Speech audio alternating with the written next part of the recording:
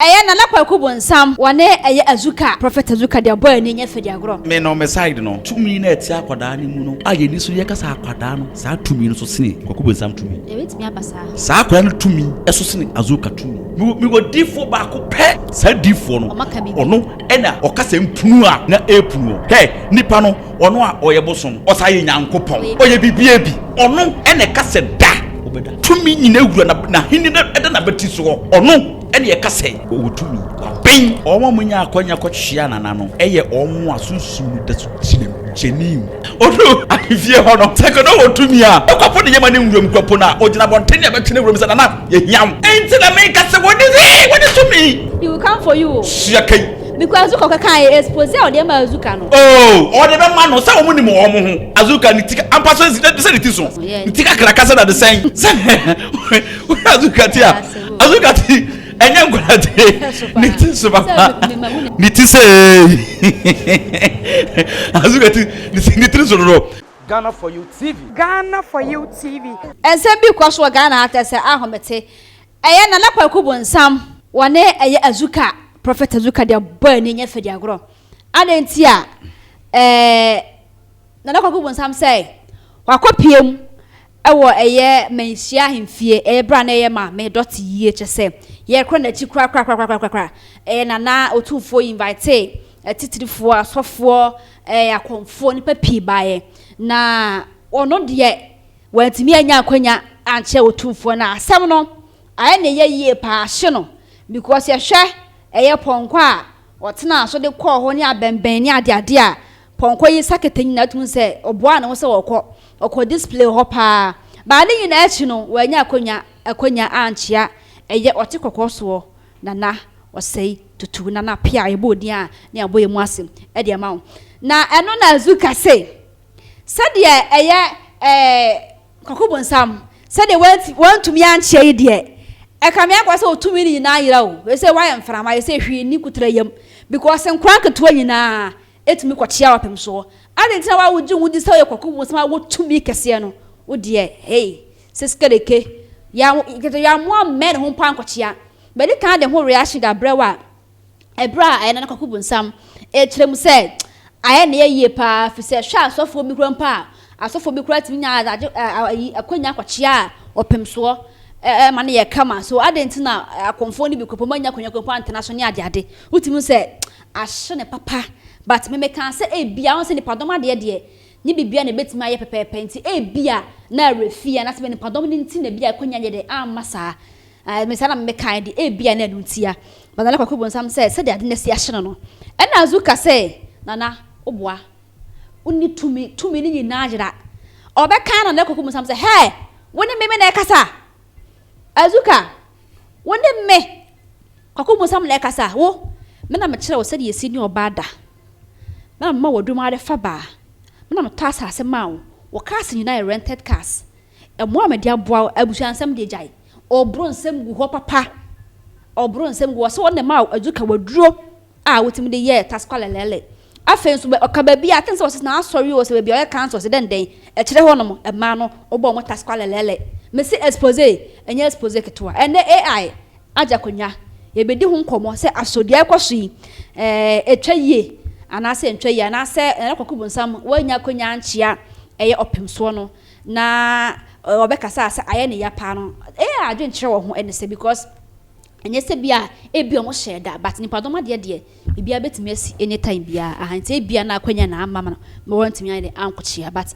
ahye ne ye pa AI nya ba ahye ne pa ebe hye no ewura ne pa se wanya akwanya anchia eye opemso wo se wura no kura se ne senia Azuka aka na wo se hye ne more than ada ye wode on se asa de ye wode me no me side no me huni se oma we see sisi ahonhom na enam mu no akwada na mo huni se wo ya akwada na ye kasa akwada no satumi atumi ni we pinini ye tumi na eti akwada ni mu no aye ni so ye kasa akwada no me ha me ni nka nkire wo se sa tumi no so sene Kwaku Bonsam tumi e wetimi abasa sa akwada no tumi eso sene Azuka tumi betumi aye sad ono Azuka na wo kasa na Azuka no hwini kutere yem oh ebia na otumi hwini kutere obi frenya kopɔ no be nyina wonti men kasa kutere yem de bia ho say di nkomo we se ya chawo de wo se di fo bia ni Ghana ha yes minim di fo ba ko pɛ a me sorry bo me mu ase e de ma no mi go di fo ba ko pɛ a che say ono de o de pempen no krediem ka o ma won ka wa asem okay na ono wan kasa ka wa asem na ma wa fedi na wubutu fom na usu e pa cho cheja okay odi fo be no opedi fo na hu no hu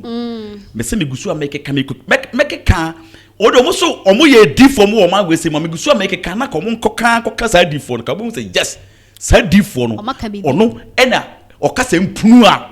na epunu he nipa no ono a oye bosom nipa no di fo na make na asem no he oye bosom suman o sa ye nyankopon oye bibia bi ono ene kasa da obeda mahun pakra kana asem no ohun pakra me kana asem o se me ka da de obeda no ohun pakro ene kren so what ase ye tumi nyina ewura na hini na eda na beti so ono ene ye kasa o tumi wa ben wono ene timi de sesini bo kasa enti me makwa ba no mu nsamiya yes what is sunsum se mase what ase ye aha enti se omu mienu no enti be mamisa na Kwaku Bonsam kasa obekasa se aha ne pass wanya konya nkwache otufo na asofo kura asofo pina ono asofo de ono mo na waga na ha obia obuso bia de lemu de bata ono mo a ebi munya konya nkwache ai so adentan no de wanya konya nkwache a omo munya konya kwachia na no eye omo asunsum no da su ginem genim na de Kwaku Bonsam no sunsum ne we me se me be oh tumi o wo se de ben owo de en owo tumi oh tumi o asabe na wo kan tumi be sa na wo kan tumi o tumi ai wo so ni tumi me wo tumi but ebi de chen bi ma wo tumi na atu mu no je tumi se esene obi sa wo je tumi sa wo tumi na atu mu no obi de so wo obi de so sene wo de ya na say wo no tumi fanyina say we nya tumi se obi a ne de me de enko no de enko ono no field ne nko na me field ne nko maame so obi a di ne lem maame so obi o ka so obi di ne lem na say ono betumi ne sunsun na defeat you dabi etika ho say wo so tumi ekura ono mo du sene ono no Kwaku Bonsam sunsun ba de ya wo tumi tumi wan o tumi ankamre wodru odru afie ho no sekono wo tumi a anka ho na odru ya na ka wa combine no ye bibi se wuro kwapo de yema ne wurom kwapo na ogina bontene abetene wurom se na ye hiam de tumi ntimi nchen na tumi enti na me ka se wodi tumi ti de zuka kan o se se na Kwaku Bonsam he will come for you siakai because Azuka kan expose o de ma Azuka no o de be ma no sa omu ni mo omu ho what I say what's not done for crown na done for no ena me Kwaku Bonsam do eleka se nipa dawson what I say nipa dawson ena ohumi kura no a onhume ma me kan sa onhume okay ye nyina na ena na no what I say okay miss masa woni to me a ye me so no I to me I'm cutting me to me dear me say to me dear will be to me a tie ebia na tie ebia na akwanya na wanya nkwache na but to me dear will be because and I make us any pan doso ebia na akwanya na wanya akwanya no because ebia na kwa hot me kwache na menti ase what can't yankwa dear odi to me na bi ono na ka wo see enya me na me see wo se da se ne pa se ya ma ne kwan sai na enti ne ya ma ne kwan maybe to me me se ne pa ndoso nti na kwanya ama me kala me nim nipa ne doso na wo ma nya akwanya kokokye na nanso na nipa no ne so ate se obia ntimi nchia enti kanya jiwa to me se wo ye ne konfu pani wo ma we sei mu no okay kanya na di kan what I say wo na wo se ka wo di kan okay enti se wo want me ndi kan wo ho anase wo ma man kan say wo ye kan we ni so en nkwalanketo na nkwalanketo he wanya kwada o ne nisu na hu ni sa kwada wa bin ya kasa binya abofra na onam ho no wa bin what as here na sabi mpere ukwaye krampo no aka akonya so okay wenya sumankwa hene na kasa bisa uye akonfo nyina peni ona awosie wu so akonfo nyina peni ene Kwaku Bonsam wunya wura manhia ho no hwe sa amentoa sem ya kana say amentoa sem akakabensem ne sa ne ma no wote se no woka sem say ya fa nkoho ya fa akakabensem nkoho to kopeden wo what as here akwala ye okochia na nan opinso yi unso otepankwa bi so dabi wona nan wo kwakochia no krampo wona nan akochia no how many eye wo hunu sana what na peni wona what na bakose anasa ne peni abakose se wa fro pon kwatena so menti bi da so enti pon kwona watena so ntina wankochia enya ne sa but tumi ni dia ayira tumi ni ho biem woni tumi bia biem mama yi but obekasa se Azuka kasa woni tumi bia biem a politics na Azuka eka Debi kasa politics ni say so first na wa NPP and NPP for ebubu na se ne market so den dey gu yeso be siama no man siama no Azuka na se Azuka ese tumi bia eni Kwaku Bonsam biem na Kwaku Bonsam say the Azuka aka no politics ntina wa yesa because Azuka wa NPP and to so kire say politics na Azuka eka say see na Kwaku Bonsam wa NPP wani Azuka na wa NPP na Kwaku Bonsam free NPP kwa NDC okay into ono dwen se bia hisem politics ntina manifest politics dey yes because they were NPP we NDC kwa dey bia na ntina manifest politics okodu menhia no be se politics atade ho da bi ai na se bi ba ho ase yesuro se be kan paras ni masem na se na Azuka twetwe no hwe Azuka twetwe no e no so twetwe Azuka ense no ka fa Azuka na nya sere so say on the money remember do money dey taskala what I say Azuka ni tika ampaso se ni tiso yeah ni tika krakasa na the same Azuka ti enya ngolate ni tiso papa me mahu ne danti so what I say and Azuka and honam ye pe and no honam ye pe but who study ni ye pa ya and abi ni tunu so fuka won so bo ni tunu fu a ni tiso Azuka tiso dodo nitise Azuka ni tiso dodo na sabi papa pani atese na Kwaku Bonsam saya no kro sanya no kre mo na mo ni mo ho ene mama na mo ntuo mo edai mutuo empepia na memi hu ni se omo ye sa ne ma no a na akoya gibi for hyping me imagine mu samo person mo gidi yeti omo nka aha ena enya enkate enso a enya enkate bi ne pese o ti omo nka Azuka na nkate wo hunu se Kwaku Bonsam woni chloroquine oni hwe oni bui Kwaku Bonsam so no so na ebo na no e pass asema ne ade nyina o asase de esenka obi anka o so obo se de no kwase nka wo ka ne nsem sa o obi obetwa ka ne me da ya me o se ba asase no so ahwere o hwe so obeka no kore obeka no kore na waje sotro o de ka asem no kore je sotro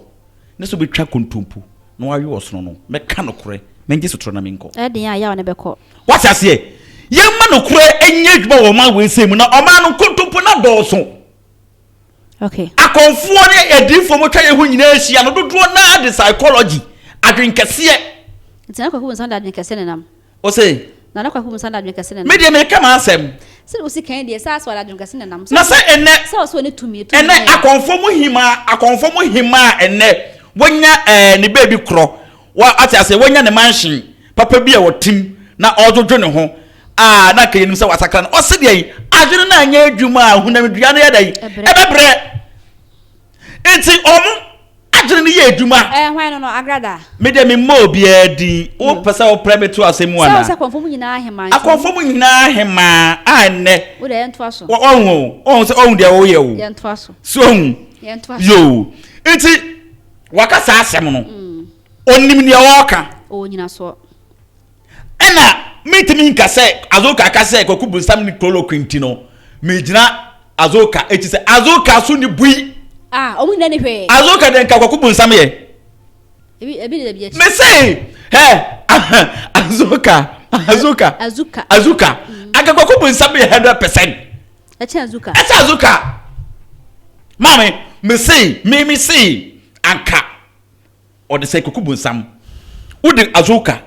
ene Kwaku Bonsam ebe si manimu a metu su Kwaku Bonsam so no why central me na ye hu kwaya na Kwaku Bonsam me da me hu ne central bia se me hu se ba se me matete me nyini na what ba hu ye me nyini na metete o tete etimanjinni menjindi na se bible mu nsem ye hu ye te so ye gidi bible mu nsem no na history so ni won so ye gidi tie bible mu nsem no osofo bia beka oso odifo kese bia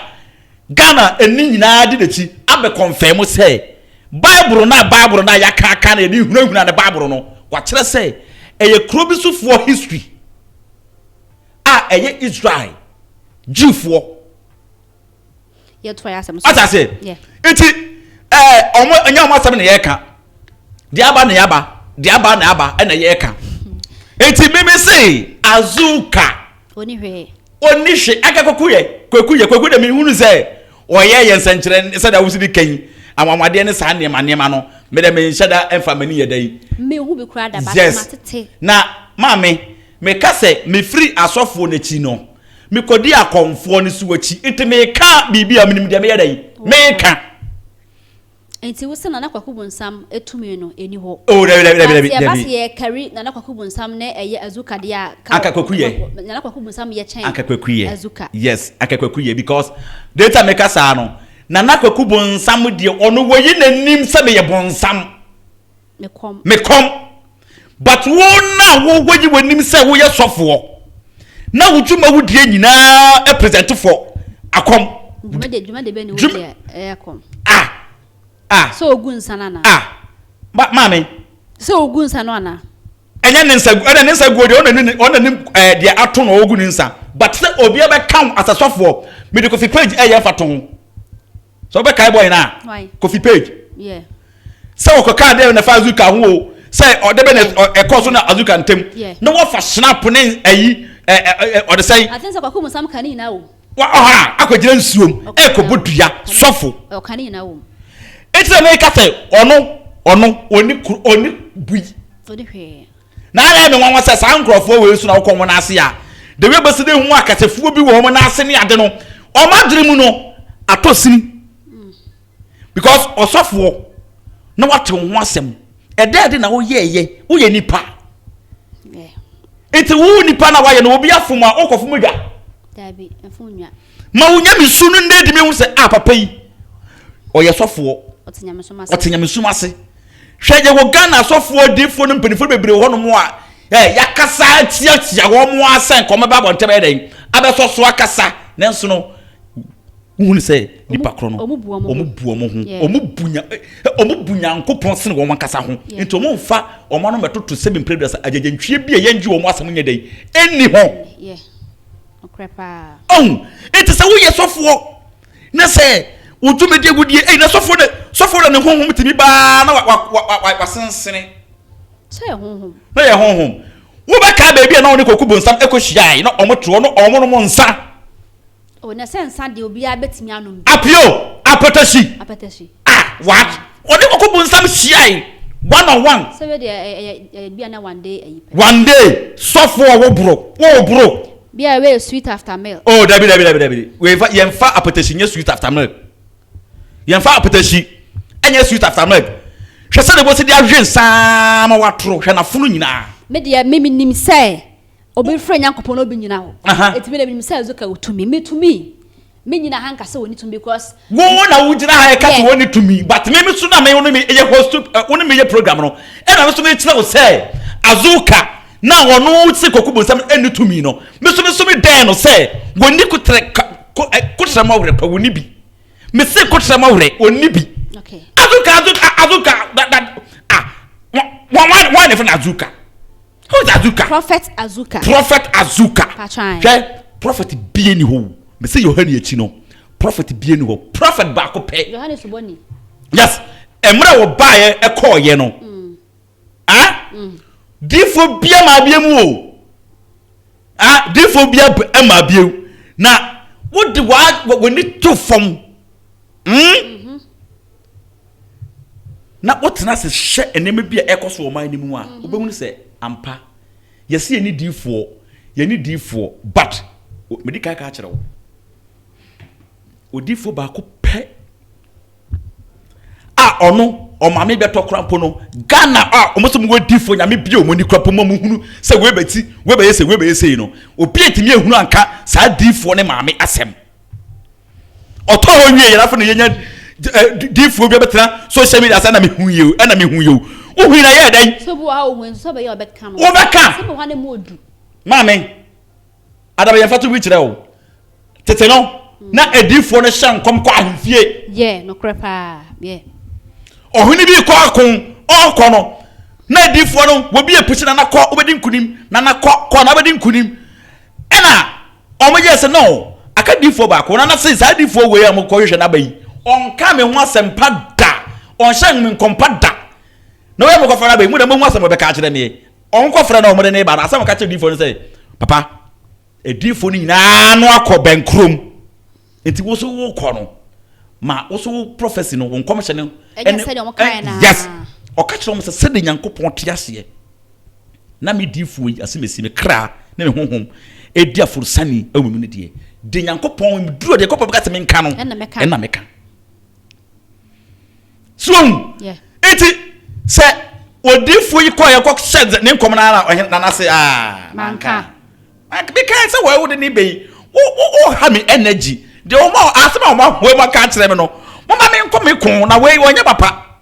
eso na ono eye papa sene yes wa ka no krese na edifo ni nyina enti edifo no me meka say me difo ene me bosom ne me suman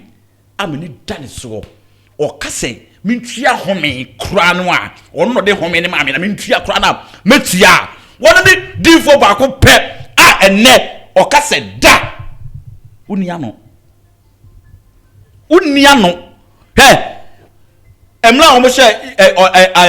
amampenifo no e she say o mo kofa o mo yale bi bae no Ebola and I can say COVID bae no lockdown je se mempie enso mempie no okoto ade we ha ya ba hwedem na wo ba yes on bodo do na wa bonten ona na so just for police for na huna man na huna man ne egu obi achi sa so what ase e enso hwe wo ye be ma pie difo ba kope o show said da obeda wow enti ye kaso bi abenya difo ba kopa ono no omo pa omo so mo ye difo mo to challenge mo to challenge we say enti na Kwaku Bonsam meye o cheka obi ameye cheka me da nim so mo yina abe wo na wonim se me kasa me wo na wonim me se me wo se wo me nim se o ma ben but me so me tell wo say omo me omo ni bui okay omo ni hwe ni kutere yem okay na wo ye ka tumi a hwa kwa abofre ya me kasa mo mu hu se wo ya abofre he me say na honhom no eye times yeah afi o ba yi times onye nhihye nim honfo na osaye babunu so onka nsuo onka heda what I say na mo fa manfo yire nom me da me afo bi yire mo fa awose de ben me hu so bi afo na se be mo bi adi okay me na me ka ma asem omo so mo tumi o ma ben no ebi mo fa manfo yire nom yeah amanfo ba mo wabusa ne ade a na ye do mo teta dan ho do ye so fo nso a na ono so de se wo finger e dey kwa se ne kwa so ma we se mu no e dey se mu no e ho de tia no ye free mama me se dem kwa se asem no me pese na ye obi a o cha se enye fe wunye sa de wonyina ti na nyankopon eto no o hwe mo na atoro na mu digu nyankopon so akora ne duru wopem so anim no o so ne nsa de to ne ko achi na odan ne ho baako na osa som na nsa to ho na odan ne chem opem so mienu owie no bo pada yi na odi gu na beti o ta ase ase menti ase nananom enda wo mochi emma opem so tambia ta na chi what ase okay omu nyini maaye omu nimu no honhom na obetia nana no onim opem so wow enti enye nwanwa say papa ne beka say makomi ku awie dada etimu makwaba me makomi ku awie etimu omu hunu sanya Elijah ekobada ne John the Baptist ebo esu no awie tie esuafo no bisa Yesu Kristo say say e was say Elijah beba ana Elijah beba nsana wa mane hunu da no edu ena o se o say Elijah no waba be siesie wabatoto na kwan nyina wie na emamu no mo ehunu say Elijah no waba ni pasu fufuro yes ama ohene nana Herod as a wine etwa no akire twaneti ansa na esuafo no eni ba mo ho say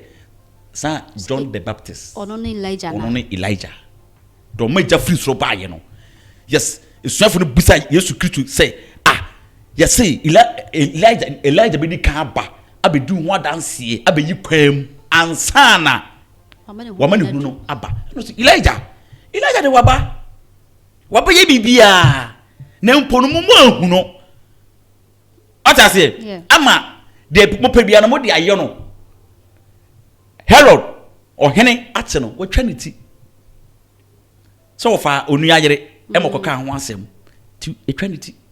honne suafo no ba mo se sana John the Baptist asem na oka wow enya ne ento aso na nkoma na yede tese mu aso yeda so gina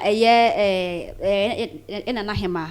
.ye ne eso na ahagu so Ghana for you TV subscribe ne follow ye all social media platform ngina no Ghana for you TV kwana wi a no leave decent comment or comment section ho de amande wadwen kire ewo hono de kan bia na wadwen bia woni AI nya adwen bia na menya adwen decent comment enya comment bia yatem de DNA bia fa wasem so wo fa de pacho chewadwe kama pa ho efa my video no kwa menhwe pia share na afin so enso obia eso Ghana for you TV yan kanta egumi so asaw empanyimfo so ne wafuru duapa ne pia no ne opa bibia kokotoko ne nye na bro o konfo e ho na me scan treta ye na me kire wo mo ma hira wo ayo kase pia